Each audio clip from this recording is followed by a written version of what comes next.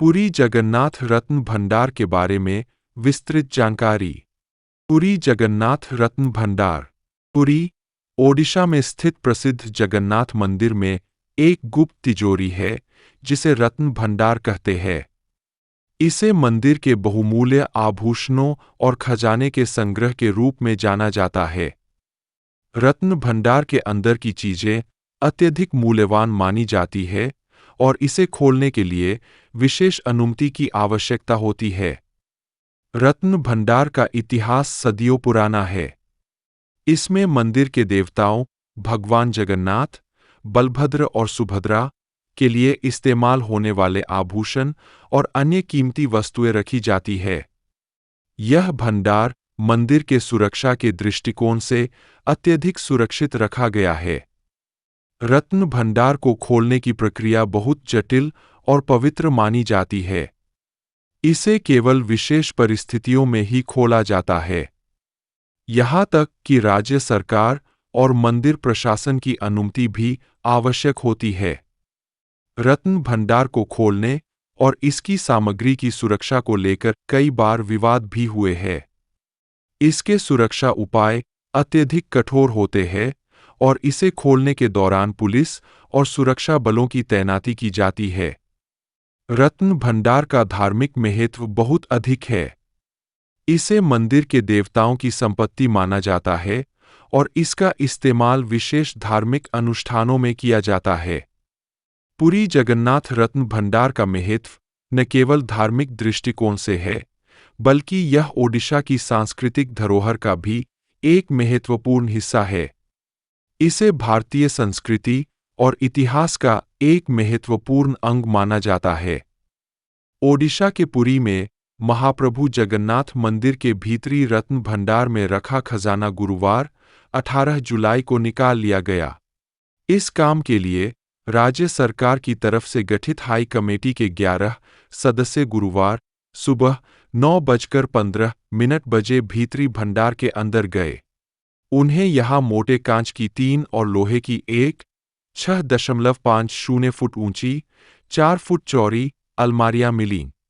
इसके अलावा 3 फीट ऊंचे और 4 फीट चौड़े लकड़ी के 2 संदूक और एक लोहे का संदूक था। सभी के अंदर कई सारे बॉक्स रखे हुए थे जिनमें सोना था। टीम के एक सदस्य ने एक बॉक्स को खोलकर देखा। इसके बाद अलमारी और संदूकों को बाहर निकालने का प्रयास किया गया, लेकिन वो इतने भारी थे कि जगह से हिले तक नहीं। फिर तय हुआ कि सभी बॉक्स से खजाने को निकालकर महाप्रभु के शयन कक्ष में शिफ्ट किया जाए। टीम को इस काम को करने में 7 घंटे लग गए। जस्टिस विश्वनाथ रथ के मुताबिक सभी सदस्य पूरे दिन उपवास पर रहे। अंदर का दरवाजा ट्रेजरी से आई चाबी से खोला गया। पूरे कमरे में अंधेरा था, इसलिए इस बार टीम रेडियम के साथ हैलोजन लाइट्स ले गई थी। लाइट्स ऑन होते ही पूरा भंडार रोशन हो गया। इससे पहले रविवार 14 जुलाई को 46 साल बाद रत्न भंडार को खोला गया था, जिसमें आउटर रत्न भंडार का सामान 6 संदूकों में शिफ्ट करके सील किया गया था। इसमें रखा सोना चांदी स्ट्रॉन्ग रूम में शिफ्ट किया जा चुका है। उसी दिन भीतरी रत्न भंडार खोला गया था। तब दरवाजा खोलते हुए काफी मात्रा में चमगादड़ निकली थीं। अंदर अंधेरा था और गंदगी थी, इसलिए समिति ने पूरे इंतजामों के साथ 4 दिन बाद भीतरी रत्न भंडार दोबारा खोलना तय किया था।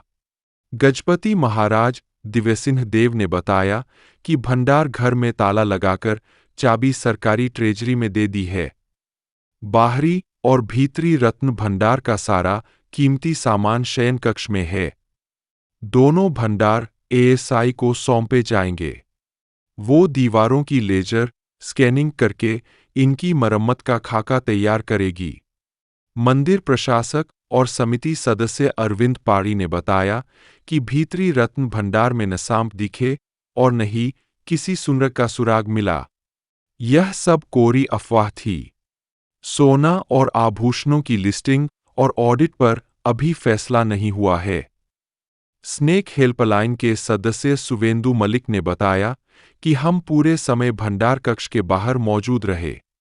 ओडिशा हाईकोर्ट ने 2018 में राज्य सरकार को रत्न भंडार खोलने के लिए निर्देश दिए थे।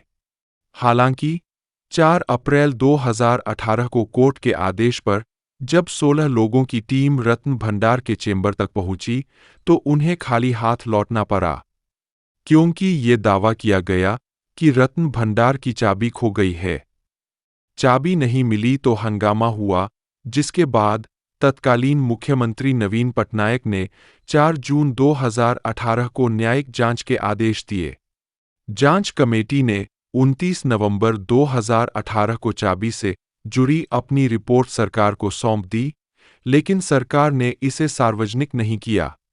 2018 में तत्कालीन कानून मंत्री प्रताप जेना ने विधानसभा में बताया था कि रत्न भंडार में 12,831 भरी, एक भरी 11.66 ग्राम के बराबर से ज्यादा सोने के जेवर है। इनमें कीमती पत्थर लगे हैं। साथ ही 22,153 भरी चांदी के बर्तन और अन्य सामान है। पिछले साल अगस्त में जगन्नाथ मंदिर प्रबंध समिति ने राज्य सरकार से सिफारिश की थी कि रत्न भंडार 2024 की वार्षिक रथ यात्रा के दौरान खोला जाए।